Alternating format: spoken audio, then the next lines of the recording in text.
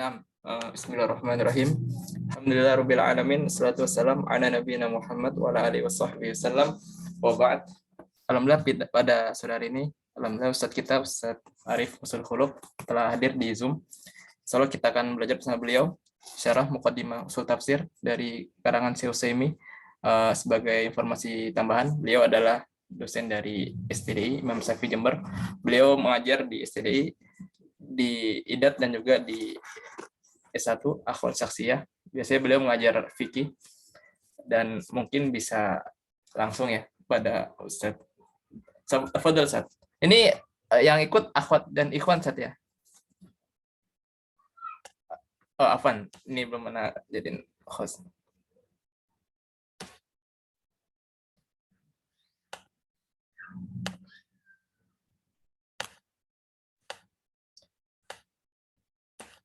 Nah, Ustadz, tafadhol Ustadz. Barakallahu fikum. Baik. Hal sauti wa dhiya rizki. Nah, Ustadz, wadah Ustadz. Ini yang saya screen ana atau antum Ustadz? Antum aja. Oh, sorry. Nah, sambil tunggu Ustadz ya. Tafadhol muqaddimah Ustadz. Barakallahu fikum. Baik. Tabda. Nah. Baik. Assalamualaikum warahmatullahi wabarakatuh.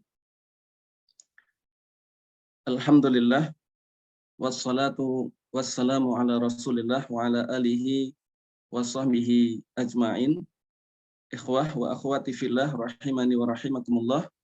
Alhamdulillah, segala puji bagi pencipta kita, yaitu Allah Subhanahu wa taala, yang pada kesempatan kali ini memudahkan kita, memberikan taufik kepada kita semua sehingga sama-sama bisa memulai perkuliahan kita, yaitu mempelajari mata kuliah atau materi usul tafsir. Dan insyaallah taala kita akan menggunakan kitab Syarhu Khulasati Muqaddimatin fi Ushul Tafsir karya Syekh Saleh bin Abdullah bin Hamad Al-Utsaimin hafizahullahu taala. Semoga Allah Subhanahu wa taala memudahkan kita semua di dalam mempelajari kitab ini sehingga betul-betul bisa memahaminya dan menjadi bekal kita di dalam mempelajari hal-hal yang lebih tinggi dan juga bisa diamalkan dalam kehidupan kita di masa mendatang. Amin ya rabbal alamin. Salawat dan salam mudah-mudahan senantiasa tercurahkan kepada baginda Rasulullah Muhammad sallallahu alaihi wasallam. Semoga tercurah kepada beliau, para istri, para sahabat, dan juga siapapun yang senantiasa mengikuti langkah beliau dan para sahabatnya dengan baik.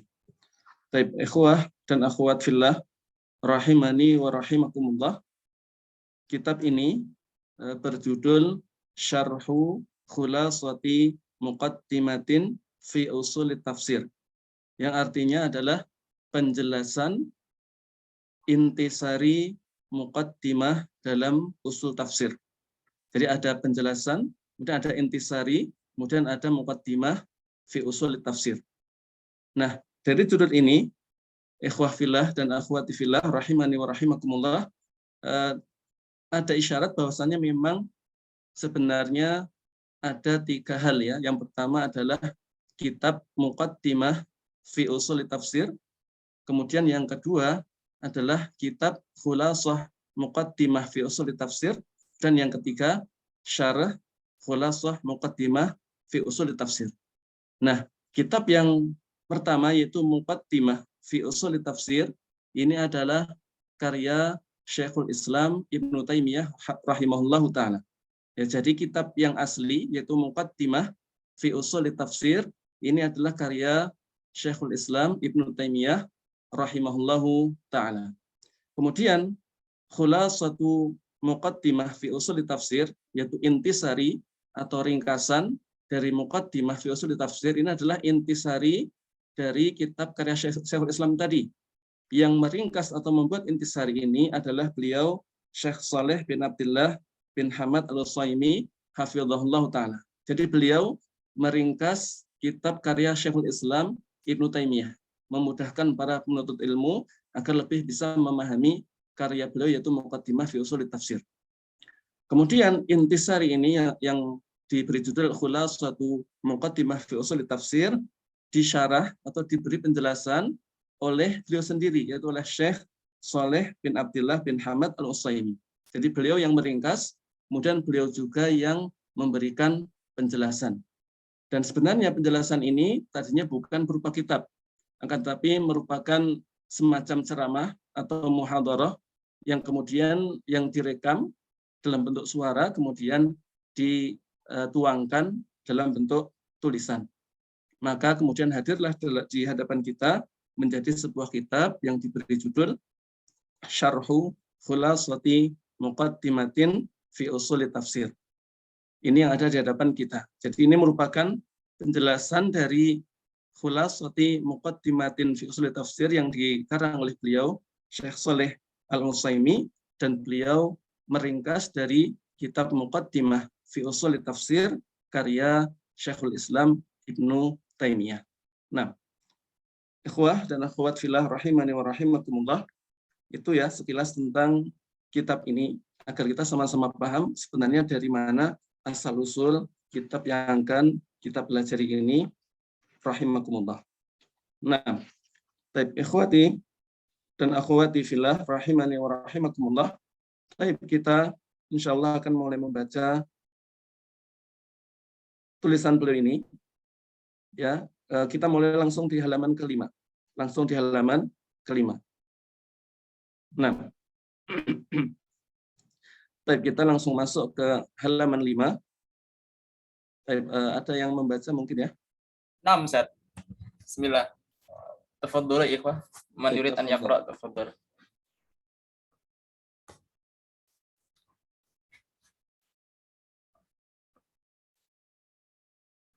Naam, tafadholi ya Zainab.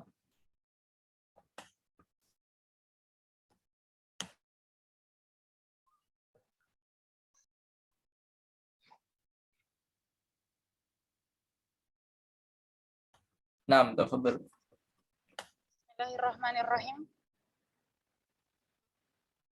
Alhamdulillahilladzi khallasa bil ikhlasi ahlah wa yassara lahum fi kitabihi fahmah.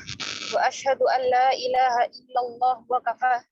Wa asyhadu anna Muhammadan abduhu wa rasuluhul mustafa. Salatullahi wa salamuhu alaihi daiman wa ala alihi wa sahbihi wa man ba'dahu min ahli iman. Amma ba'd. Yakfi, cukup. Jazakillahu khairan. Baik. Nah, kita baca dulu ya. Qala al-musannifu waffaqahullah, penulis yaitu Syekh Saleh Al-Utsaimin, semoga Allah memberikan taufik kepada beliau. Beliau mengatakan Bismillahirrahmanirrahim. Ya, di sini beliau memulai kitabnya dengan Bismillahirrahmanirrahim. Nah, kenapa beliau dan juga para ulama yang lainnya biasanya memulai kitab-kitab mereka rahimahumullah dengan Bismillahirrahmanirrahim? Nah, di antara faedah kenapa para ulama memulai kitab-kitab mereka dengan Bismillahirrahmanirrahim, atau alasan dulu ya. Di antara alasan kenapa para ulama memulai kitab-kitab mereka dengan Bismillahirrahmanirrahim, yang pertama adalah untuk mencontoh kitabullah, yaitu Al-Quran Al-Karim. Yang pertama adalah untuk mencontoh Al-Quran. Karena Allah sendiri, yaitu di dalam memulai Al-Quran ini dengan Bismillahirrahmanirrahim. Nah, karena kita dapati dalam Al-Quran, surat yang pertama ditulis ada Al-Fatihah, dan Al-Fatihah dimulai dengan Bismillahirrahmanirrahim. Walaupun terdapat perbedaan pendapat, apakah Bismillahirrahmanirrahim termasuk dalam Al-Fatihah ataupun tidak, tapi kita dapati Bismillahirrahmanirrahim ditulis di awal Al-Quran. Nah, jadi yang pertama, para ulama menulis Bismillahirrahmanirrahim di awal kitab-kitab mereka adalah untuk mencontoh apa yang Allah lakukan, yaitu mencontoh Al-Quranil Karim, karena Al-Quran dimulai dengan Bismillahirrahmanirrahim. Kemudian yang kedua juga untuk mencontoh perbuatan Rasulullah Shallallahu Alaihi Wasallam, mencontoh perbuatan Rasulullah Shallallahu Alaihi Wasallam, karena beliau di dalam surat-surat beliau ketika mengirim surat-surat kepada para pembesar-pembesar orang kafir untuk meminta mereka atau mengajak mereka masuk Islam, maka Rasulullah SAW memulai dengan Bismillahirrahmanirrahim.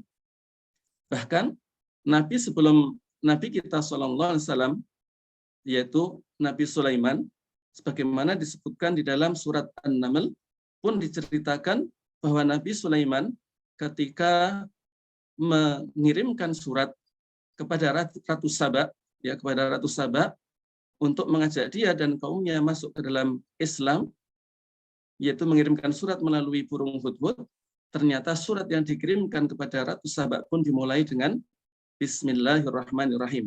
Nanti bisa dicek di surat An-Naml, disebutkan di situ bagaimana perkataan Ratu Saba ketika berkata kepada kaumnya, kepada pemukanya, mengatakan, inni ulqiya ilayya kitabun karim. Sesungguhnya telah dilemparkan padaku, telah diberikan kepadaku atau dikirimkan kepadaku surat yang mulia. Innahu min Sulaiman, innahu bismillahirrahmanirrahim. Yang surat itu dari Sulaiman dan itu dimulai dengan Bismillahirrahmanirrahim. Jadi ini di antara alasan kenapa para ulama memulai kitab-kitab mereka dengan Bismillahirrahmanirrahim. Yang pertama mencontoh kitabullah, karena kitabullah dimulai dengan Bismillahirrahmanirrahim.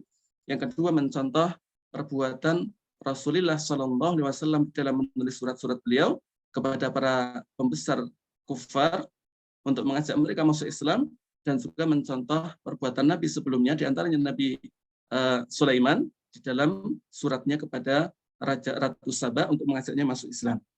Nah, adapun faedah, apa faedah atau tujuan memulai sebuah kitab dengan Bismillahirrahmanirrahim, atau kalau di sini Syekh Shalih Al-Utsaimin, tujuannya apa? Kenapa memulai kitab Khulasah Muqaddimah fi Ushul Tafsir ini dengan Bismillahirrahmanirrahim? Insyaallah taala di antara tujuannya adalah yang pertama untuk meminta pertolongan kepada Allah Subhanahu wa taala. Isti'anah, yaitu untuk memohon pertolongan kepada Allah Subhanahu wa taala dengan menyebut nama Allah Subhanahu wa taala. Kenapa perlu mohon pertolongan? Karena seorang ulama ketika menulis sebuah kitab ataupun menulis ringkasan dan yang semisalnya, maka sangat butuh pertolongan Allah Subhanahu wa taala agar dimudahkan ketika menulis kitab ataupun meringkas. Agar kalau menulis kitab misalnya, agar betul-betul kalimat-kalimat yang digunakan dalam kitab tersebut, kata-kata yang bagus, mudah dipahami orang, faedahnya banyak, dan seterusnya. Karena bisa jadi orang itu kalau nggak diberi pertolongan oleh Allah ketika menulis suatu kalimat, dikiranya dipahami orang, ternyata ketika orang baca sulitnya bukan main. Maka seorang yang menulis kitab ataupun meringkas sangat butuh pertolongan Allah Subhanahu wa taala agar dimudahkan dalam menulis ataupun meringkas, agar para pembacanya mudah memahaminya. Begitu pula kalau ringkasan, agar betul-betul ringkasan itu betul-betul merupakan intisari dari kitab yang diringkas. Karena bisa jadi orang itu meringkas ternyata salah mengambil intisari. Seharusnya intisari itu diambil, ternyata malah terlewat dan ditinggalkan. Maka tentunya intisari tersebut, ringkasan tersebut tidak bagus. Maka ini menunjukkan betapa butuhnya seorang ulama ketika ingin meringkas sebuah kitab, dengan apa? Butuh pertolongan Allah Subhanahu wa taala agar ringkasannya betul-betul sesuai dengan yang diharapkan. Isinya betul-betul ringkasan, intisari dari kitab yang diringkas, dan mudah dipahami oleh para pembacanya nanti, insyaallah ta'ala. Ini tujuan yang pertama, kenapa para ulama memulai kitab mereka dengan Bismillahirrahmanirrahim, adalah untuk memohon pertolongan kepada Allah Subhanahu wa ta'ala, agar dimudahkan di dalam menulis kitab maupun meringkas kitab. Kalau di sini berarti Syekh Al-Utsaimin memohon pertolongan kepada Allah agar dimudahkan di dalam meringkas kitab Muqaddimah fi Ushul Tafsir karya Syekhul Islam Ibnu Taimiyah. Tujuan yang kedua, di samping memohon pertolongan, maka seorang alim ketika memulai Bismillahirrahmanirrahim, memulai kitabnya dengan Bismillahirrahmanirrahim, juga dalam rangka untuk memohon keberkahan kepada Allah Subhanahu wa taala. Memohon keberkahan agar tulisannya ataupun ringkasannya menjadi sebuah kitab yang diberkahi, sehingga betul-betul bisa diambil manfaatnya oleh siapapun, sehingga kitab tersebut selalu dibaca, selalu diajarkan terus-menerus dari masa ke masa, sehingga tentunya diharapkan pahala akan terus mengalir walaupun nantinya sang penulis ataupun yang meringkas telah meninggal dunia. Nah, jadi itu beberapa tujuan kenapa para ulama biasa memulai kitabnya dengan Bismillahirrahmanirrahim, yaitu untuk memohon pertolongan kepada Allah, dan yang kedua adalah untuk memohon keberkahan kepada Allah Subhanahu wa Ta'ala. Nah, ikhwah dan akhwati fillah rahimani wa rahimakumullah. Nah, baik. Beliau mengatakan Bismillahirrahmanirrahim. Ya, Bismillahirrahmanirrahim. Ketika beliau mengatakan Bismillah dengan menyebut nama Allah Subhanahu wa Ta'ala, di sini ada ismi dan ada lafaz Allah, Bismillah. Kalau yang sudah belajar bahasa Arab, ini akan mendapati isim di sini adalah mudhaf, kemudian lafzul jalalah yaitu Allah di sini adalah mudhafun ilaih. Ada mudhaf dan mudhafun ilaih. Nah, ketika ada isim yaitu yang merupakan ismul mufrad diidhafahkan, digandengkan dengan lafzul jalalah di sini, ketika ada sebuah kata isim mufrad dimudhafkan, maka ini mengandung faedah menunjukkan keumuman. Maksudnya apa? Maksudnya adalah ketika dikatakan Bismillah dengan menyebut nama Allah, maka ini sebenarnya enggak hanya maknanya dengan menyebut satu nama Allah. Walaupun isim di sini isim mufrad, tapi mengandung makna semua. Sehingga maksudnya adalah dengan menyebut semua nama Allah. Jadi memohon pertolongannya dengan menyebut semua nama Allah. Walaupun seolah-olah dalam teks ini hanya disebutkan ismullah, isim mufrad. Nah, jadi sebenarnya penulis ketika mengatakan Bismillahirrahmanirrahim, dia sedang bertawassul kepada Allah Subhanahu wa Ta'ala, memohon pertolongan kepadanya dengan menyebut seluruh nama Allah Subhanahu wa Ta'ala. Karena isim mufrad ketika diidhafahkan, maka ini menunjukkan keumuman. Jadi penulis bertawassul menyebut nama-nama Allah dengan seluruh nama Allah agar diberi pertolongan, dimudahkan, dan juga diberi keberkahan di dalam menulis ataupun meringkas suatu kitab. Nah, dan tawassul dengan nama Allah Subhanahu wa Ta'ala atau dengan sifatnya, ini merupakan salah satu tawassul yang dibolehkan dan disyariatkan bagi siapapun yang berdoa kepada Allah Subhanahu wa Ta'ala. Karena tawassul kepada Allah ketika meminta sesuatu agar dikabulkan doa kita bisa dengan beberapa cara tawassul yang disyariatkan. Di antaranya yang pertama adalah yang beliau lakukan ini, yaitu dengan bertawassul menyebutkan nama Allah ataupun sifat-sifatnya. Yang kedua, bertawassul dengan menyebutkan amal soleh yang pernah kita lakukan. Menyebutkan amal soleh yang pernah kita lakukan sebagaimana yang dilakukan oleh beberapa orang yang insya Allah sudah nggak asing lagi, yang disebutkan dalam sebagian hadis, ada 3 orang yang terjebak dalam gua, kemudian mereka bertawassul kepada Allah, memohon pertolongan dengan menyebutkan amal mereka masing-masing. Nah, dan yang ketiga, di antara yang diperbolehkan untuk dijadikan tawassul ketika kita mohon kepada Allah adalah memohon doa dari orang yang soleh yang masih hidup. Ini juga boleh. Memohon pertolongan, memohon pada orang lain untuk mendoakan dia kepada Allah Subhanahu wa Ta'ala. Selama dia orang yang masih hidup dan dia orang soleh, maka diperbolehkan untuk memohon pertolongan, memohon doa kepada dia agar dia berdoa kepada Allah untuk kebaikan kita. Nah, saya kembali kepada perkataan beliau Bismillahirrahmanirrahim. Bismillah. Nah, kita masuk ke lafzul jalalah, yaitu lafaz Allah. Nah, lafaz Allah di sini adalah nama dari pencipta kita yang menciptakan, memiliki dan mengatur kita semua dan seluruh alam raya. Yang artinya adalah al-ma'bud atau yang disembah. Jadi sebenarnya nama Allah itu sendiri, sekedar nama Allah itu sudah menunjukkan bahwasanya dialah satu-satunya yang berhak untuk disembah. Jadi seandainya kita mengatakan ya Allah, harusnya kita sadar bahwasanya kita sedang menyeru, sedang mengakui bahwasanya dia adalah satu-satunya yang disembah. Sehingga seharusnya orang yang mengatakan ya Allah, dia tidak menyekutukan Allah dengan siapapun di dalam beribadah. Karena sesungguhnya nama ini artinya adalah yang berhak untuk disembah. Nah, tapi kebanyakan orang tidak mengetahui dan tidak menyadari sehingga betapa sering seseorang mengucapkan Allah, Allah dan Allah, tapi ternyata terkadang atau seringkali perbuatannya bertentangan dengan nama ini. Nah, kemudian Ar-Rahman dan Ar-Rahim, ikhwah dan akhwati fillah, rahimani wa rahimakumullah. Ar-Rahman dan Ar-Rahim ini adalah dua nama Allah Subhanahu wa taala yang dua-duanya menunjukkan bahwasanya Allah Subhanahu wa taala memiliki sifat rahmah, memiliki sifat kasih sayang. Kedua nama ini Ar-Rahman dan Ar-Rahim, kedua-duanya merupakan nama Allah Subhanahu wa taala yang menunjukkan bahwasanya Allah memiliki sifat rahmah, sifat kasih sayang. Bedanya apa antara Ar-Rahman dan Ar-Rahim? Ar-Rahman, nama ini menunjukkan bahwasanya Allah memiliki rahmat yang sangat luas. Rahmat yang sangat luas, rahmat yang Allah berikan kepada seluruh makhluknya. Baik itu muslim maupun kafir, bahkan termasuk hewan pun mendapatkan rahmat Allah Subhanahu wa taala.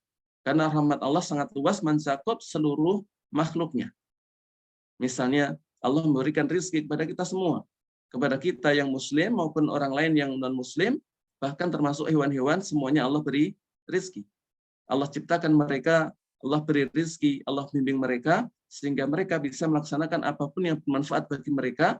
Ini adalah contoh bentuk rahmat Allah yang luas, yang mencakup siapapun di antara makhluknya. Adapun Ar-Rahim, ikhwah dan akhwat fillah, rahimani wa rahimakumullah, ini menunjukkan bahwasanya Allah memberikan rahmat kepada siapa yang dikehendakinya, memberikan rahmat yang khusus.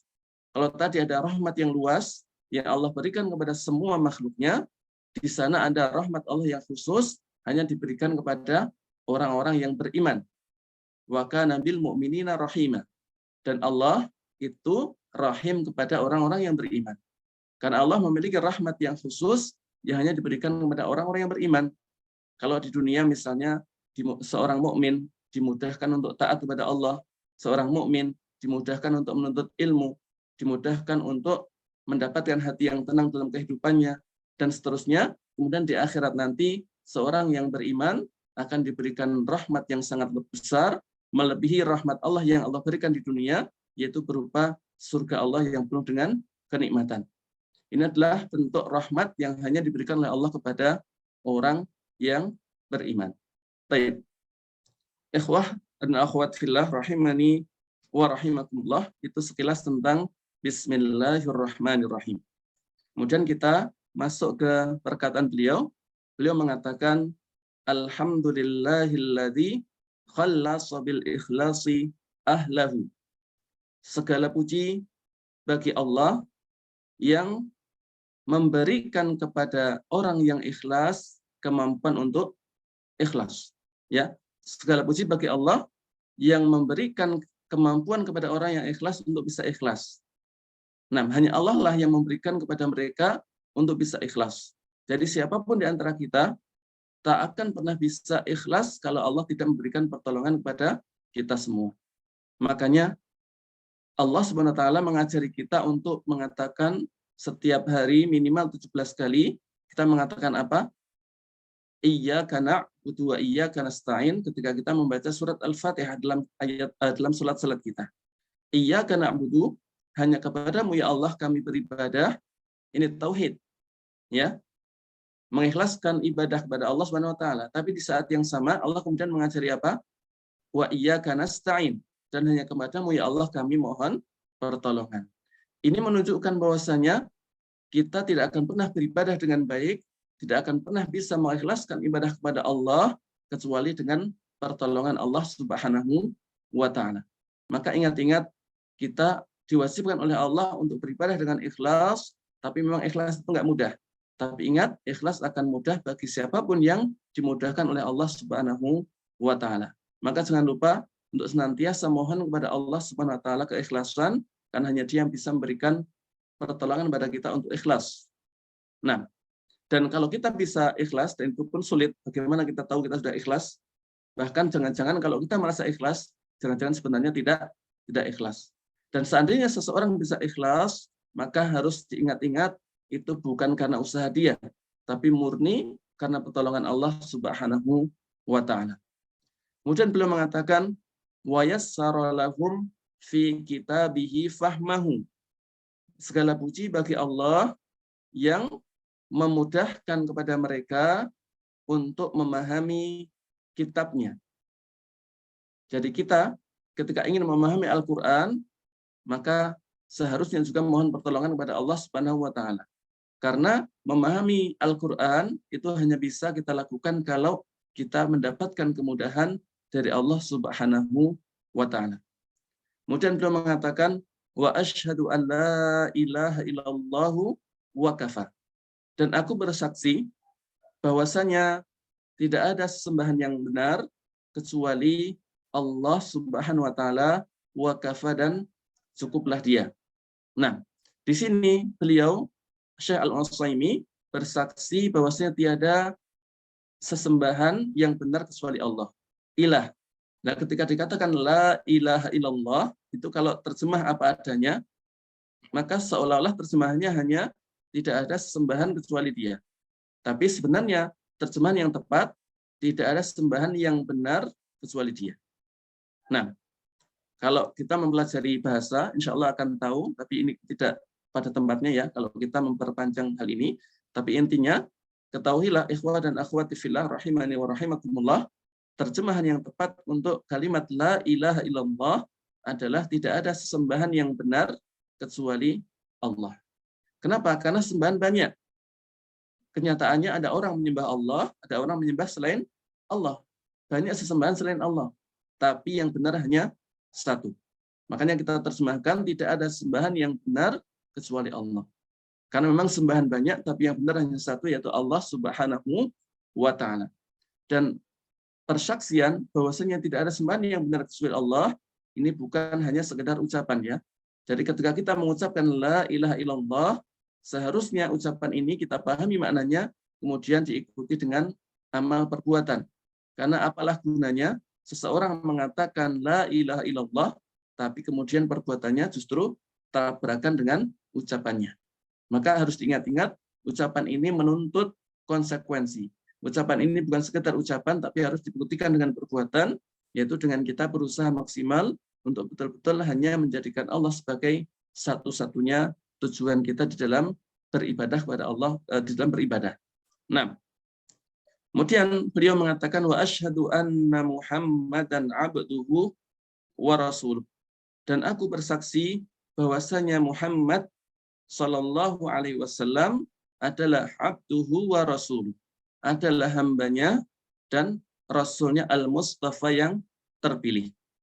Di persaksian ini beliau mengatakan anna Muhammadan abduhu wa rasuluh. Disebutkan bahwasanya Muhammad sallallahu alaihi wasallam adalah hamba sekaligus rasul.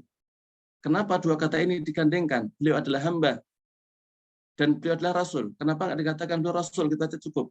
Kenapa nggak seperti itu? Kenapa digandengkan antara beliau sebagai seorang hamba dan beliau sebagai seorang rasul? Karena memang kita harus seimbang. Kita harus seimbang di dalam beriman tentang Rasulullah Shallallahu Alaihi Wasallam. Ketika kita bersaksi bahwasanya beliau adalah abduhu, adalah hamba Allah, maka karena beliau adalah hamba, beliau adalah makhluk, maka tidak boleh kita menyembah beliau walaupun beliau adalah manusia paling mulia. Jadi walaupun Nabi kita Muhammad SAW adalah manusia paling mulia, tapi tidak boleh kita menyembahnya. Tidak boleh kita menyembahnya. Banyak orang atau sebagian orang mungkin tidak paham bahwa ternyata perbuatannya itu termasuk menyembah. Sebagian mereka berdoa kepada Rasulullah, meminta sesuatu kepada Rasulullah padahal beliau sudah meninggal. Padahal ini sebenarnya tidak boleh karena itu bentuk beribadah kepada beliau. Padahal beliau seorang hamba yang tidak boleh dijadikan tujuan di dalam beribadah.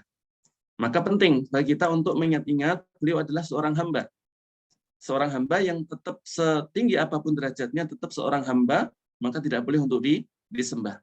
Tapi walaupun beliau adalah seorang hamba, beliau adalah beliau adalah Rasulullah, beliau adalah utusan Allah.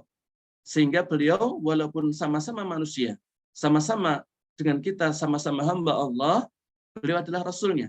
Berarti tidak boleh didustakan. Tidak boleh didustakan.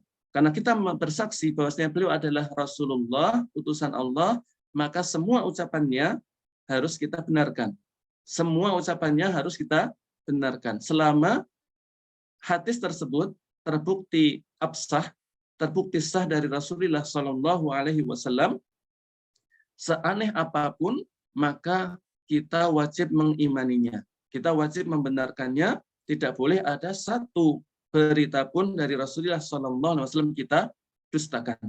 Kalau kita berani menolak satu saja berita dari Rasulullah Shallallahu Alaihi Wasallam, maka kita bisa keluar dari Islam. Walaupun hanya satu berita yang kita dustakan. Maka hati-hati. Terkait berita, maka apapun berita itu selama terbukti sah dari Rasulullah Shallallahu Alaihi Wasallam, seaneh apapun, walaupun nggak masuk akal, maka kita wajib membenarkannya. Kita wajib membenarkannya. Kemudian terkait perintah dan larangan, maka tentunya kita juga harus melaksanakan perintah beliau karena beliau adalah utusan Allah. Kita juga harus meninggalkan larangan beliau karena beliau adalah utusan Allah. Tapi tentunya perintah dan larangan ini berbeda dengan berita. Kalau berita tadi kita sampaikan, berita semuanya harus dibenarkan. Tidak boleh satu pun didustakan. Adapun perintah, maka di sana ada yang wajib, di sana ada yang sunnah. Begitu pula larangan, ada yang haram, ada yang makruh. Maka itu kembali kepada masing-masing hukum tersebut.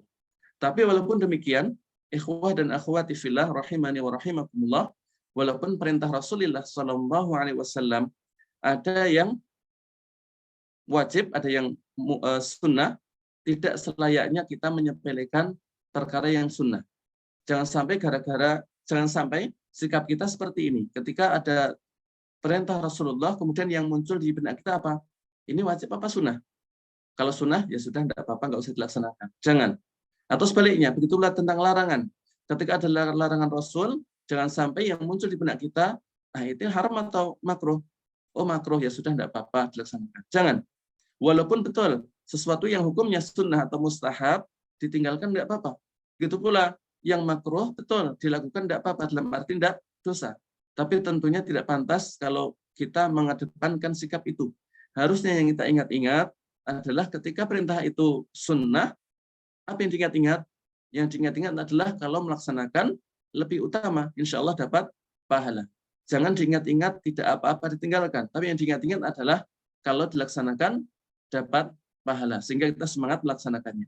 Begitu pula kalau ada sesuatu yang makruh, maka diingat-ingat kalau ditinggalkan lebih utama dapat pahala. Jangan diingat-ingat kalau dilakukan tidak apa-apa. Nah, sehingga selayaknya kalau ada perintah Rasulullah SAW atau larangan Rasulullah SAW, sebisa mungkin kita perintah kita laksanakan, kalau larangan kita tinggalkan, walaupun hukumnya tidak sampai ke derajat wajib ataupun haram. Nah, kecuali dalam kondisi-kondisi yang memang mungkin tidak bisa karena sakit atau yang lainnya, maka ketika itu sangat penting mengetahui hukumnya sunnah atau wajib, agar kalau kita tahu mana yang bisa ditinggalkan karena sakit, mana yang tetap harus dikerjakan. Begitu pula penting mengetahui apa ini makruh atau haram, terutama ketika kondisi-kondisi tertentu, entah sakit atau yang lainnya, sehingga ketika kita tidak bisa meninggalkan, kita bisa memilih yang makruh ketika itu.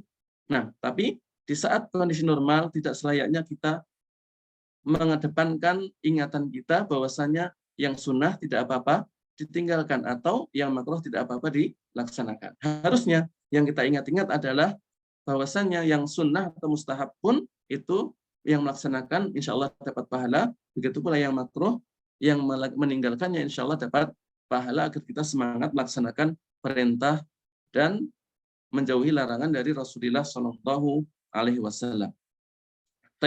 Ikhwah dan akhwati fillah rahimani wa rahimakumullah.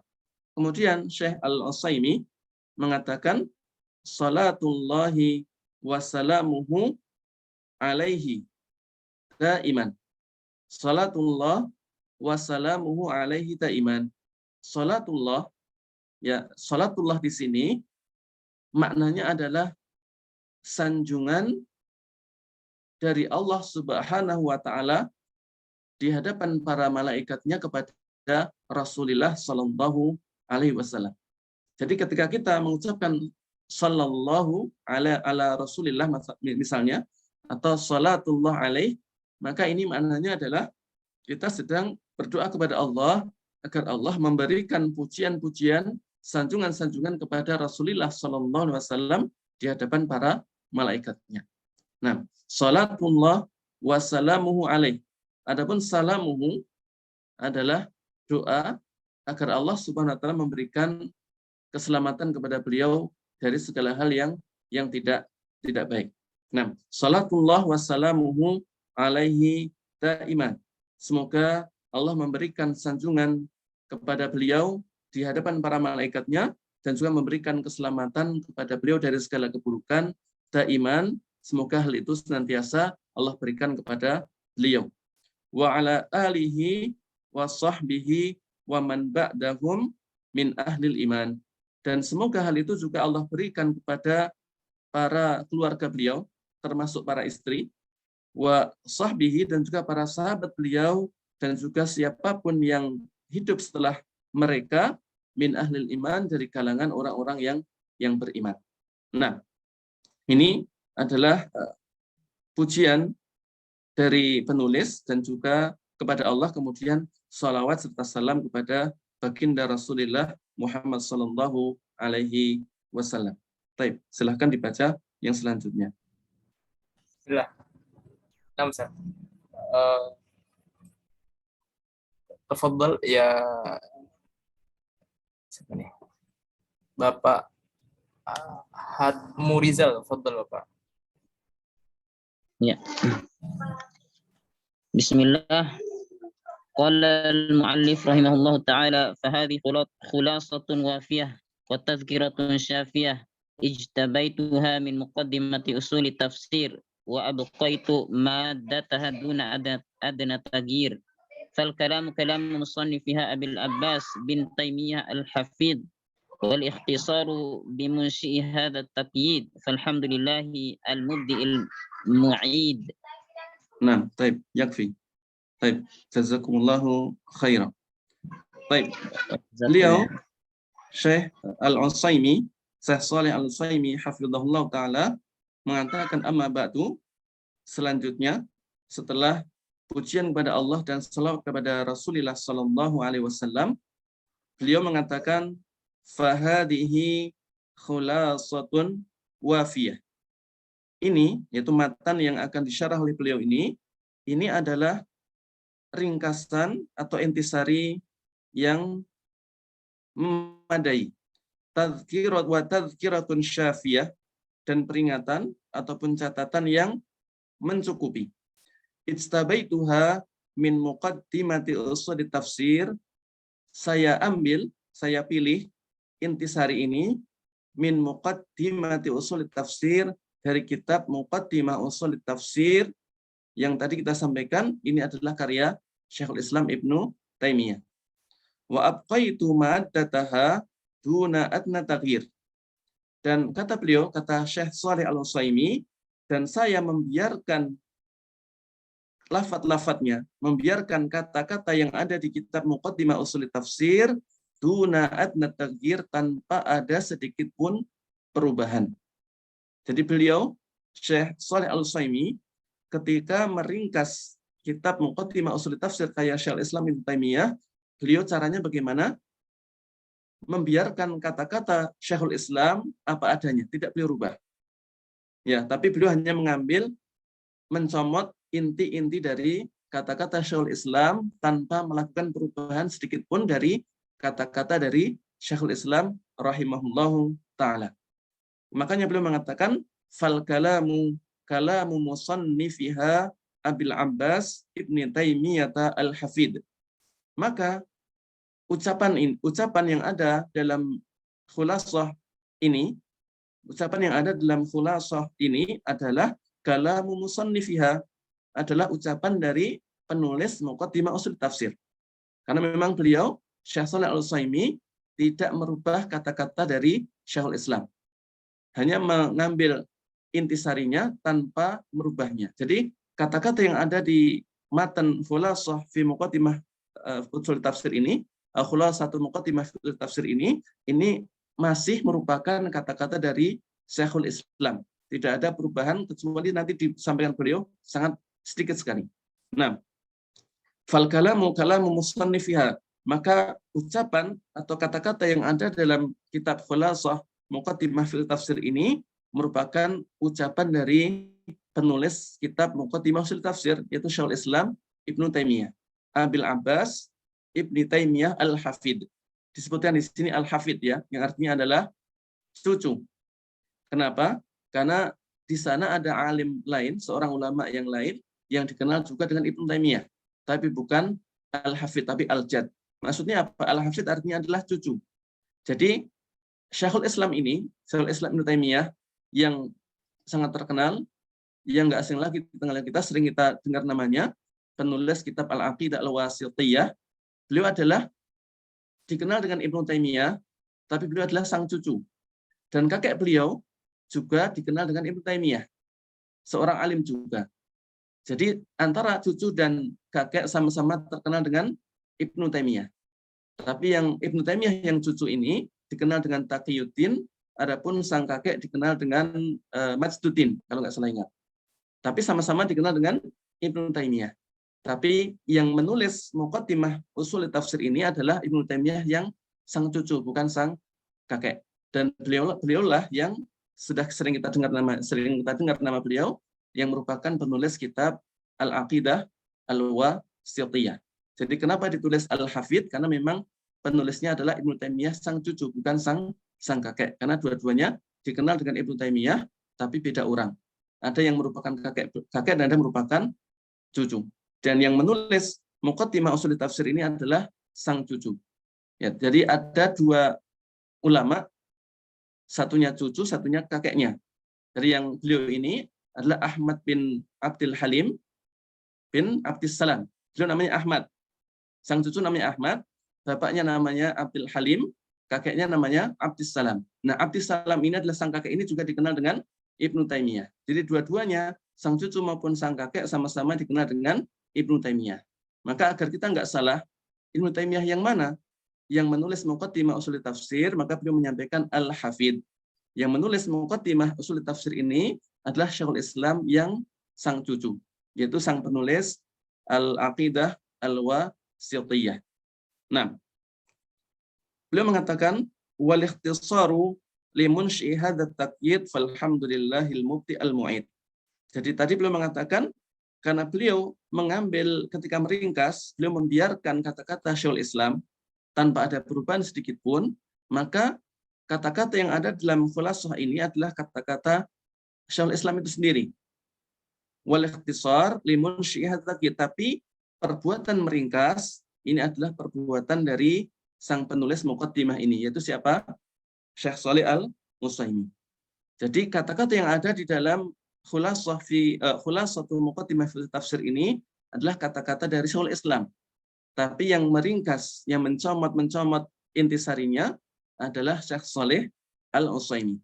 Jadi ketika kita membaca Khulasah Muqaddimah fil Tafsir karya Syekh Shalih Al-Utsaimin, jangan dikira bahwasanya kata-kata yang ada di kitab tersebut adalah kata-kata Syekh Shalih Al-Utsaimin. Bukan. Ternyata itu adalah kata-kata dari Syekhul Islam Ibnu Taimiyah. Cuman diambil inti sari dari kitab beliau, kemudian ditaruh di sebuah kitab dan dinamai dengan Khulasah Muqaddimah fi Usuli At-Tafsir. Falhamdulillah al-mubdi'il mu'id, segala puji hanya bagi Allah yang memulai penciptaan di permulaan dan juga mengembalikan di kemudian berikutnya. Ya Allah lah yang memulai menciptakan kita semua dulu kala di awal mula, kemudian nantinya Allah juga yang akan membangkitkan kita semua setelah kita semua meninggal. Semoga Allah SWT membangkitkan kita semua dan memberikan kenikmatan kepada kita sehingga kita semua termasuk ahlil jannah. Amin ya rabbal alamin. Nah, baik, silahkan dibaca yang selanjutnya. Ada Ustaz, qala syarih. Nah, Nah, jazakallahu khair. Ustaz, tafadhal. Ing Anggi ya, tafadhali ya. يا نعم أستاذ. قال السارح وفق الله. بين المصنف وفقه الله أن هذه الأكتوبة خلاصة وافية وتذكرة شافية اجتذبت انتقاء على وجه الاختيار من كتاب مقدمة أصول التفسير لأبي العباس بن تيمية الحفيد رحمه الله تعالى. baik, nah, cukup. Baik, jazakillahu khairan. Baik. Qala syarihu waffaqahullah. Pensyarah yaitu Syekh Shalih Al-Utsaimin sendiri, karena tadi kita sampaikan yang meringkas adalah Syekh Shalih Al-Utsaimin dan yang mensyarah juga Syekh Shalih Al-Utsaimin. Beliau, semoga Allah memberikan taufik kepada beliau, mengatakan bayyanal musannifu waffaqahullah. Penulis menjelaskan, penulis juga sama, yang menulis adalah Syekh Shalih Al-Utsaimin, yang mensyarah juga Syekh Shalih Al-Utsaimin. Penulis menjelaskan anna hadhil uktubata khulasatun wafiyah wa tadhkiratun syafiyah. Penulis menjelaskan bahwasanya tulisan ini adalah ringkasan yang memadai, adalah catatan atau peringatan yang mencukupi, ujtudibat intiqaan ala wajhil ikhtiyar, diambil dengan cara menyaring, dengan dipilih-pilih dari kitab Muqaddimah Ushul Tafsir. Jadi ringkasan ini diambil dari kitab Muqaddimah Ushul Tafsir dengan cara disaring atau dipilih, bukan disadur ulang, bukan dengan cara dibuat kalimat baru dari Syekh Shalih Al-Utsaimin. Tapi Syekh Shalih Al-Utsaimin hanya sekedar mengambil kata-kata Syekhul Islam, makanya tadi disampaikan tanpa ada perubahan sedikit pun. Nah, li Abil Abbas Ibn Taimiyah Al-Hafidh rahimahullahu taala.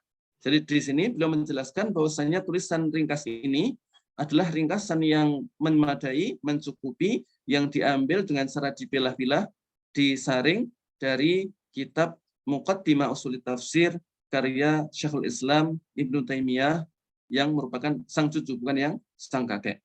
Baik. Silahkan dibaca. Bismillah. Nam Ustaz.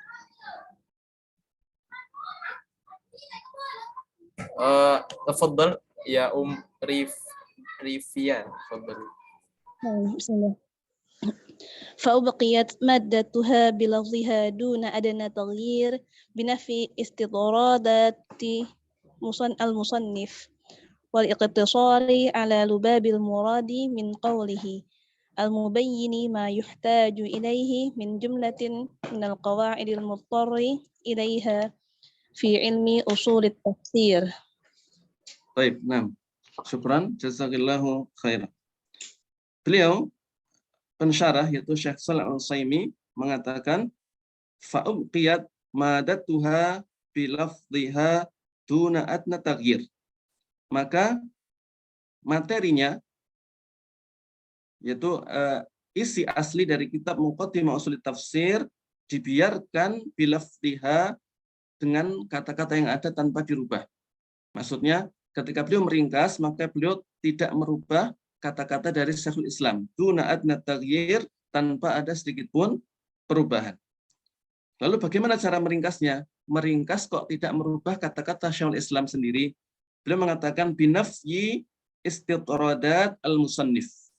Dengan cara menghapus ucapan beliau yang panjang lebar. Jadi ketika Syekhul Islam menyampaikan suatu masalah dengan panjang lebar, maka beliau hanya ambil intisarinya, beliau ambil kata-kata beliau yang merupakan inti dari ucapan beliau, kemudian sisanya, selebihnya yang merupakan ucapan yang dianggap panjang lebar, untuk pemula mungkin malah sulit dipahami misalnya, maka dihapuskan sehingga tersisa intisari dari ucapan beliau, dan itu tetap ucapan beliau tidak dirubah sedikit pun. Waliktisari ala lubabil murad min qawlihi. Jadi menghapus ucapan panjang lebar dari penulis dan mencukupkan dengan inti dari ucapan beliau rahimahullahu ta'ala. Jadi Syekh Shalih Al-Utsaimin ketika beliau meringkas, beliau membiarkan kata-kata Syekhul Islam dengan cara kata-kata yang dianggap itu panjang lebar dihapuskan, kemudian yang disisakan adalah ucapan Syekhul Islam sendiri yang merupakan inti dari ucapan beliau yang panjang tadi. Al-mubayyin ma yuhtaju ilaihi min jumlatin minal qawaid al-muttar ilaiha fi ilmi usul tafsir. Yaitu intisari ucapan beliau yang menjelaskan sejumlah kaidah-kaidah yang sangat diperlukan di dalam ilmu usul tafsir. Jadi, bagaimana cara Syekh Shalih Al-Utsaimin meringkas kitab Muqaddimah Ushul Tafsir? Beliau membiarkan kata-kata Syekhul Islam apa adanya, tidak dirubah. Jadi ringkasan ini bukan kata-kata Syekh Shalih Al-Utsaimin, tapi merupakan tetap kalimat atau kata-kata Syekhul Islam.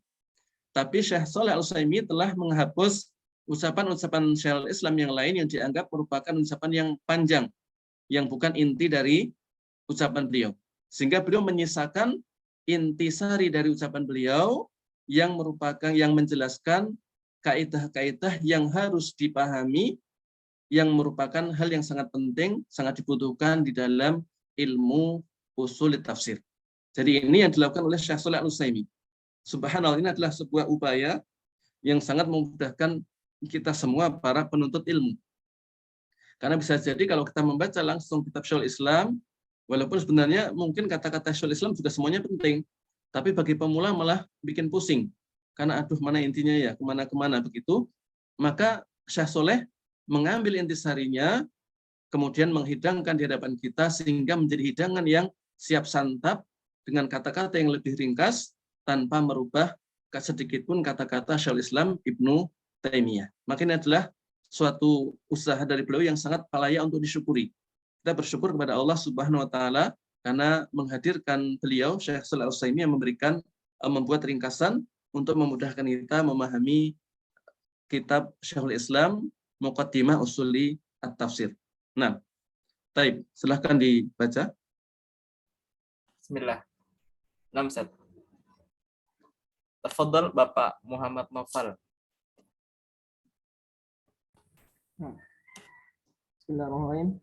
Fal-kalamu al-waridu fiha siwa hadhihi al-muqaddimah huwa kalamul musannif fi nafsihi wa lam yuzad alayhi siwa harfil wawi fi mawdi'in wahidin waslil kalami. Nam, yakfi. Baik, jazakumullahu khairan. Baik, Syekh Shalih Al-Utsaimin pensyarah matan ini mengatakan fal kalamul warid fiha, maka kata-kata atau kalimat-kalimat yang ada di dalam matan khulasah Muqaddimah fi Ushul Tafsir siwa hadhil muqaddimah, selain muqaddimah ini, selain yang sedang kita baca ini, huwa kalamul musannif fi nafsihi. Maka semua ucapan yang akan kita baca setelah ini, yang sedang kita baca ini kan adalah muqaddimah ya. Yang sedang kita baca tadi dan sedang kita jelaskan ini adalah muqaddimah dari khulasah Muqaddimah fi Ushul Tafsir. Jadi yang sedang kita baca ini adalah pembukaan atau pengantar yang ditulis oleh Syekh Shalih Al-Utsaimin. Dan selain pengantar ini, maka semuanya adalah ucapan Syekhul Islam. Beliau mengatakan, fal kalamul warid fiha siwa hadhil muqaddimah huwa kalamul musannif nafsihi. Maka ucapan-ucapan ataupun kata-kata, kalimat-kalimat yang ada dalam khulasah ini, selain pembukaan pengantar ini, adalah ucapan Syekhul Islam sendiri. Jadi yang akan kita baca nanti semuanya adalah ucapan Syekhul Islam Ibnu Taimiyah rahimahullahu ta'ala. Walam yuzad alaihi siwa harfi al-waw fi mawdi'in wahid li waslil kalam. Dan tidak ditambah padanya sedikit pun selain satu huruf wawu. Jadi semuanya adalah ucapan Syekhul Islam kecuali satu huruf saja, yaitu huruf waw fi mawdi'in wahid, pada satu tempat li waslil kalam, untuk menyambung ucapan. Jadi subhanallah, semua isi matan khulasah fi Muqaddimah fi Ushul Tafsir ini semuanya adalah ucapan Syekhul Islam Ibnu Taimiyah yang diringkas oleh Syekh Shalih Al-Utsaimin. Semuanya adalah ucapan Syekhul Islam kecuali satu huruf waw yang ditambahkan oleh Syekh Shalih Al-Utsaimin untuk menyambung ucapan. Jadi selain huruf waw ini, semuanya adalah ucapan Syekhul Islam Ibnu Taimiyah yang diringkas oleh beliau. Nah, oleh Syekh Shalih Al-Utsaimin. Tanpa adanya perubahan sama sekali, tapi hanya ditambahi satu huruf waw. Nah, baik, silahkan dilanjut. Bismillah. 6. Tafadhali ya Siti Nabilah. Tafadhal. Bismillah. Wa usyira fi awailil jumal inda fasli ba'diha an ba'din bi ramzin ju'ila fi awalil kalamil mubtada'i fi. Fa kullu ramzin yakunu fi awali jumlatin fahuwa yush'iru anna bainaha wa bainal jumlah as-sabiqah laha kalaman hudhifa. Baik, yakfi. Nah, jazakillahu khairan. Baik, pensyarah mengatakan wa usyira fi awailil jumal, diberi isyarat di permulaan kalimat-kalimat inda fasli ba'diha an ba'din, ketika ada pemisahan antara kalimat dengan kalimat yang lain, bi ramzin, dengan suatu lambang, ju'ila fi awwadil kalam, yang diletakkan di permulaan ucapan, al-mubtada' fihi, yang dimulai dengannya. Jadi nanti mungkin Rizki diperlihatkan dulu halaman berikutnya ya, biar kelihatan apa yang dimaksud. Nah, naik lagi. Oh, Apa Chat? Nah, ini Chat. Naik ya bukan. Turun apa naik ya? Turun. Yang halaman berikutnya. Nah, Chat. Halaman berikutnya. Terus. Nah, itu ada lambang bulatan-bulatan di awal kalimat-kalimat ya. Ini. Nah, kelihatan ya? Tab ini yang dimaksud oleh beliau. Beliau mengatakan wa usyira fi awailil jumal, diisyaratkan di awal-awal kalimat-kalimat. Nah, inda fasli ba'dihan ba'din, ketika dilakukan pemisahan antara kalimat-kalimat yang disampaikan oleh Syekhul Islam bi ramzin su'ila fi awalil kalam al-mubtada' fihi, dengan suatu rumus, dengan suatu lambang yang tadi lambangnya sudah kita lihat. Jadi nanti ada lambang-lambang seperti itu di awal-awal kalimat. Maksudnya apa? Fakul ramzin yakunu fi awwali jumlatin fahuwa yush'iru anna bainaha wa bainal jumlatis sabiqati laha kalaman hudif. Maka setiap lambang yang ada fi awwalil jumlah yang ada di setiap awal kalimat, fahuwa yush'iru, maka itu menunjukkan atau mengisyaratkan anna bainaha wa bainal jumlah sabiqah laha kalaman hudif. Lambang tadi menunjukkan bahwasanya antara kalimat yang setelah lambang dengan kalimat yang setelah sebelum lambang itu ada kalimat-kalimat lain yang dihapus. Jadi kalau kita mendapatkan lambang seperti tadi di awal suatu kalimat, itu merupakan isyarat bahwasanya antara lambang tersebut, antara kalimat yang setelah lambang dengan kalimat sebelum lambang itu sebenarnya di sana ada kalimat-kalimat lain yang merupakan kata-kata Syekhul Islam, tapi kemudian dihapus oleh Syekh Shalih Al-Utsaimin. Jadi ini maksud kenapa ada lambang di situ, ya, karena untuk menunjukkan bahwasanya sebenarnya antara kalimat tersebut dan setelahnya itu ada kalimat-kalimat lain, tapi dihapus oleh Syekh Shalih Al-Utsaimin. Jadi antara sini dengan sini, sebenarnya di sini ada kalimat-kalimat, atau antara sini dengan sini sebenarnya ada kalimat, tapi dihapus oleh Syekh Shalih Al-Utsaimin. Karena beliau menganggap intinya ini dan ini, yang antara keduanya bukan inti, maka beliau hapus. Seperti itu. Jadi lambang ini menunjukkan bahwasanya antara yang setelah lambang dan sebelumnya ada kalimat yang dihapus. Ini menunjukkan bahwasanya antara kalimat ini dengan kalimat ini, di sini ada kalimat lain yang dihapus oleh Syekh Shalih Al-Utsaimin. Nah, seperti itu maksud adanya lambang di sini. 6. Baik, silahkan dilanjut. Bismillah. 6, Ustaz.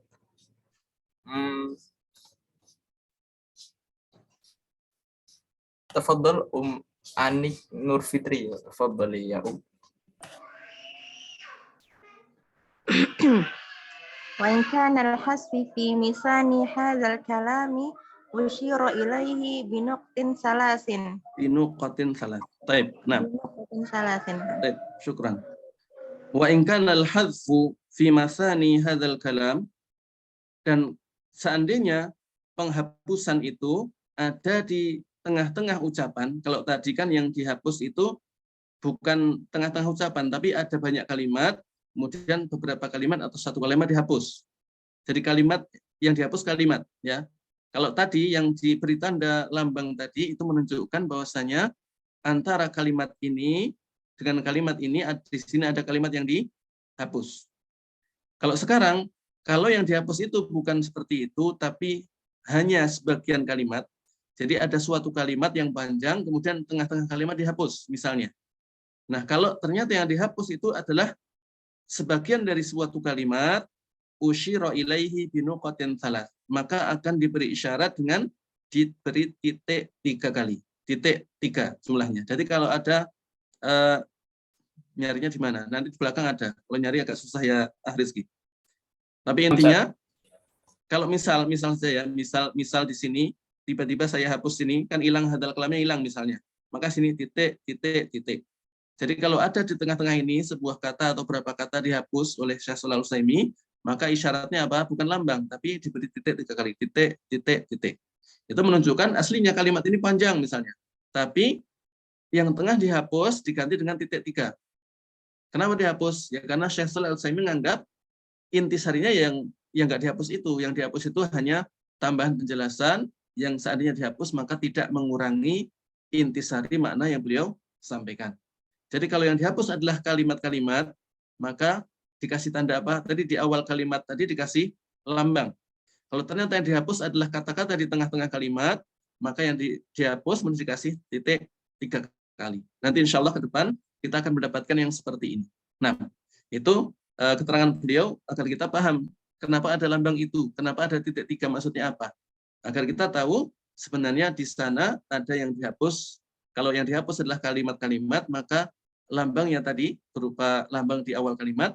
Kalau yang dihapus adalah di tengah kalimat, maka dikasih titik 3. Nah, baik. Silakan lanjut dibaca. Bismillah. Nam, tafadhali ya Dea. Dea Lestari, tafadhali.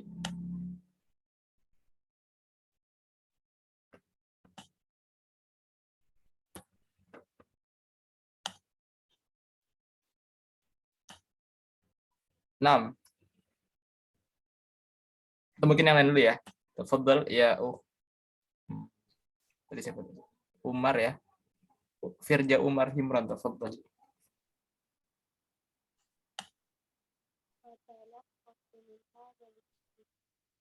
Baik, silakan.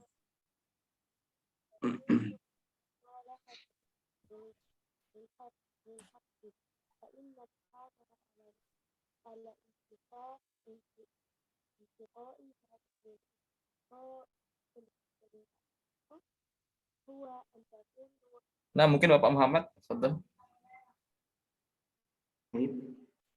فتلخص من هذا الانتخاب صفوة صالحة للحفظ فإن الحامل على انتقاء هذه الخلاصة هو أن تكون أصلا يحفظ في علم أصول التفسير فهي من أحسن المحفوظات التي ينبغي أن يحفظها طالب العلم لبناء أصل في نفسه في حفظ مقاصد هذا الفن. Baik, nah, jazakumullahu khairan. Beliau mengatakan, fatalakhasa min hadzal intikhab safwatun salihatun lil hifdi. Maka dari pemilihan-pemilihan yang dilakukan oleh Syekh Al-Utsaimin, kan tadi kita sampaikan, Syekh Al-Utsaimin meringkasnya dengan cara memilih-milih, menyaring mana kata-kata Syekhul Islam yang merupakan intisari dan diambil yang dianggap itu bukan intisari dihapus. Maka dari pemilihan-pemilihan ini tersimpulkanlah sebuah safwatun shalihatun lil hifdi, sebuah yang murni yang layak untuk dihafalkan, yaitu matan yang sekarang ada di hadapan kita ini adalah matan ringkas yang merupakan intisari dari Muqaddimah Ushul Tafsir karya Syekhul Islam Ibnu Taimiyah yang shalihatun lil hifdzi, yang layak untuk dihafalkan. Sudah menjadi sedikit, insya Allah lebih mudah dihafalkan daripada kitab aslinya.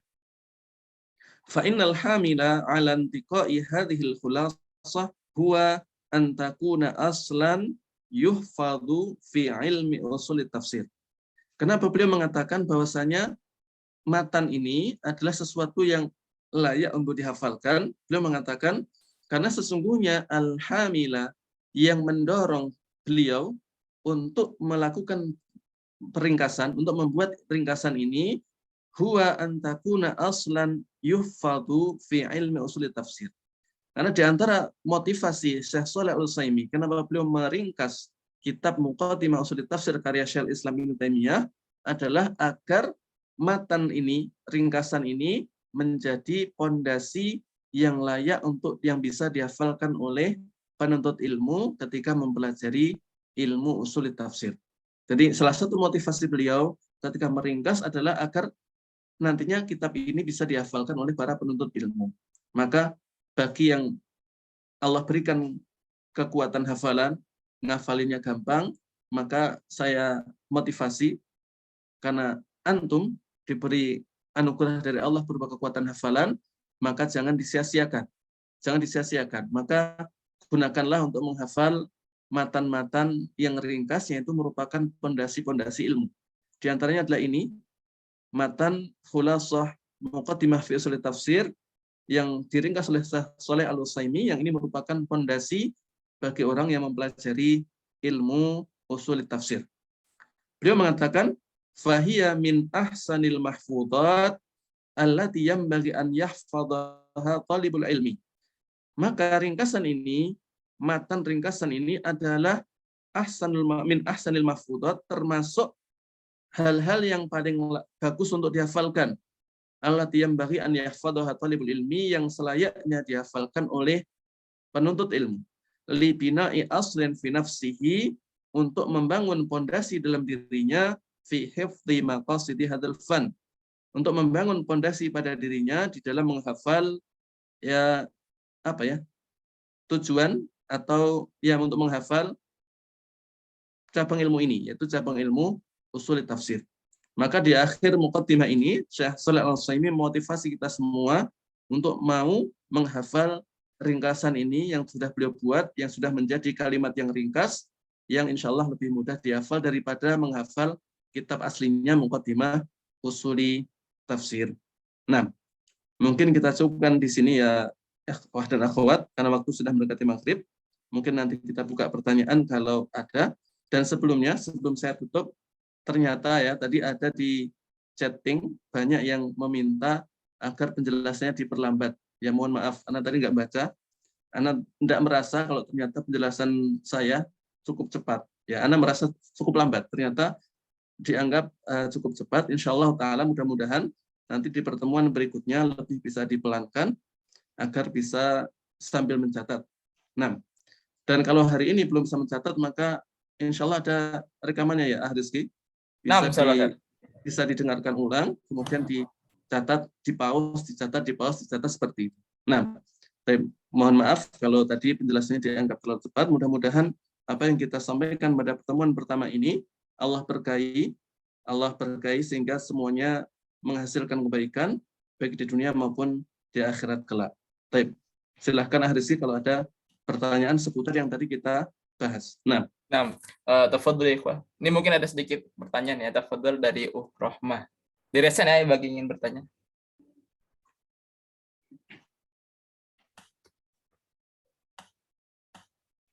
Silakan ditanya sesuai yang telah dipelajari kita pada sore hari ini. Tafadhol. Tafadhol ya Rifia.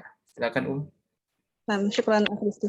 Bismillah Ustaz, mau bertanya tentang metode meringkas karena tadi dibahas oleh Syekh Al-Utsaimin, cara beliau meringkas adalah dengan mengambil kata-kata musannif secara langsung. Apakah metode meringkas ini yang terbaik seperti ini atau boleh kita meringkas dengan cara yang lain-lain? Misalnya kita mengubah dengan bahasa yang lebih mudah. Bagaimana metode meringkas ulama pada umumnya, Ustaz. Baik. Nah, baik, syukran atas pertanyaannya. Kalau pertanyaannya adalah, tadi ada dua sebenarnya ya. Kalau yang terakhir pertanyaannya adalah bagaimana cara metode meringkas umumnya para ulama, maka ini sulit dijawab karena perlu meneliti dulu umumnya apakah dengan cara yang ini atau yang itu. Tapi yang ingin saya jawab yang pertama saja, yaitu kalau Syekh Shalih Al-Utsaimin, kan cara beliau meringkas di sini adalah dengan membiarkan kalimat-kalimat yang diucapkan oleh Syekhul Islam Taimiyah tanpa merubah sedikit pun, hanya menambah huruf wawu di satu tempat saja dengan mengambil intisarinya. Nah, apakah boleh kalau meringkas dengan tapi menggunakan kalimat kita yang mungkin dianggap lebih mudah dipahami oleh pembaca misalnya, maka boleh apa tidak? Maka wallahu alam, insya Allah boleh ya. Tapi tentunya dengan syarat betul-betul kita bisa mengambil intisarinya. Jangan sampai nanti ucapan kita itu maknanya justru berbeda dari yang diinginkan oleh penulis kitab aslinya. Kalau berubah nanti bahaya. Kita katanya meringkas kitab tersebut, ternyata isinya berbeda dengan yang kita ringkas. Maka ini nanti berbeda dengan yang dimau oleh penulis. Karena tugas orang yang meringkas harusnya betul-betul meringkas. Jadi tidak merubah sedikit pun isi, maksudnya kandungan dari kitab aslinya, tapi memudahkan para pembaca agar bisa memahami lebih mudah isi dari kitab yang diringkas. Apakah dengan metode ini, kalau yang dilakukan oleh Syekh Shalih Al-Utsaimin, dengan membiarkan kalimat, kalau mungkin seperti ini insya Allah bisa selamat ya, kalau kita bisa meringkas tanpa merubah sedikit pun kata-kata penulis, maka insya Allah bisa selamat. Karena berarti kita nggak ke kata-kata penulis nggak kita rubah, betul-betul sesuai aslinya. Itu pun nggak mudah, karena berarti kita harus betul-betul menemukan mana inti kata-kata beliau. Jangan sampai yang kita hapus yang inti, sedangkan yang bukan inti malah kita biarkan. Ini nggak mudah. Tapi kalau kita mampu meringkas tanpa merubah sedikit pun, dan hasil ringkasannya bagus, tidak membingungkan orang yang membaca, karena kalau dihapus tok tanpa dirubah itu pun kadang-kadang juga kelihatan nggak nyambung, ya, kelihatan nggak nyambung. Ini juga nggak mudah.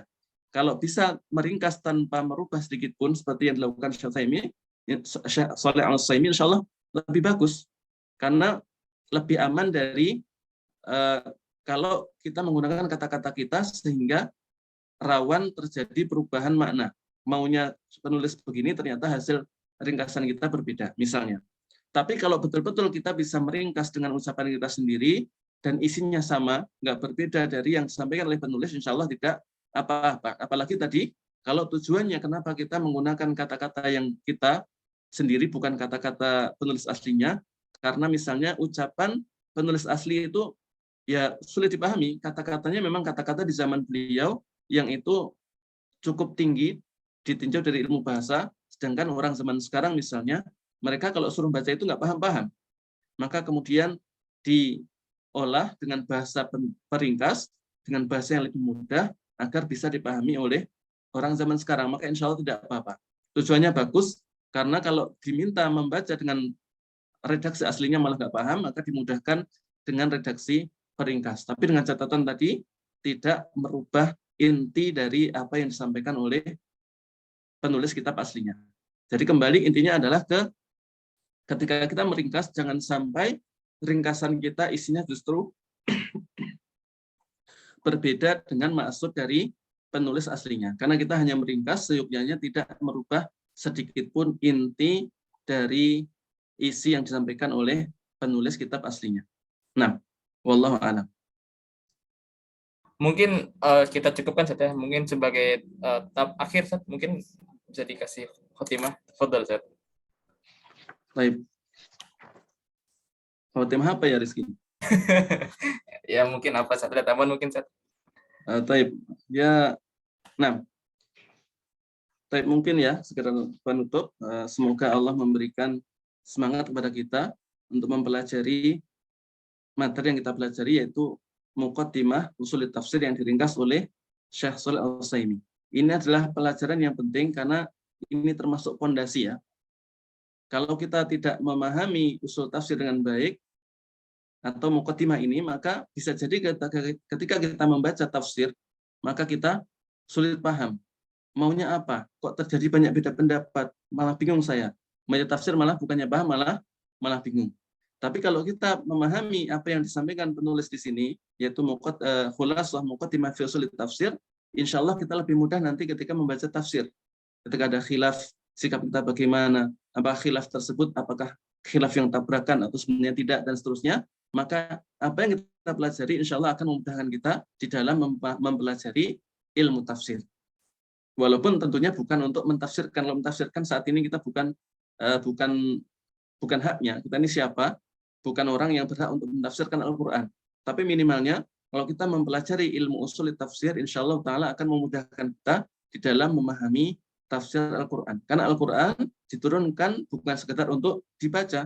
Walaupun dibaca dapat pahala, tapi yang lebih penting dari itu adalah agar kita memahami isinya, kemudian mengamalkan dalam kehidupan kita.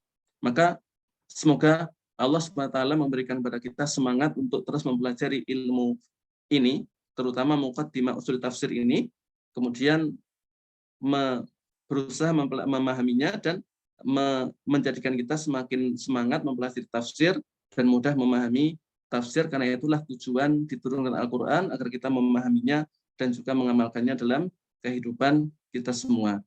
Dan saya mohon maaf kembali kalau ternyata kajian pertama ini dianggap terlalu cepat. Mohon maaf, mudah-mudahan di pertemuan berikutnya bisa kita perlambat agar mudah dipahami dan bisa sambil mencatat ketika mendengarkan materi ini. Jazakumullahu khairan wa sallallahu nabiyana Muhammad wa ala alihi wa sahbihi wasallam. Assalamualaikum warahmatullahi wabarakatuh. Nah, waalaikumsalam warahmatullahi wabarakatuh. Nah, jazakumullah khairan Ustaz Arif Husnul Khuluq atas penjelasannya, dan juga pada teman semuanya jazakumullah khairan atas kehadirannya.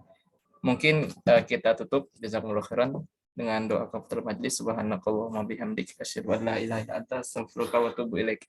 Mengingatkan nanti malam untuk ikhwan, khusus ikhwan nanti ada kelas tafsir dengan Ustadz Nandang Husni Azizi. Beliau juga termasuk dosen STDI. Nanti malam jam 19.50 waktu Indonesia bagian Barat. Assalamualaikum warahmatullahi wabarakatuh.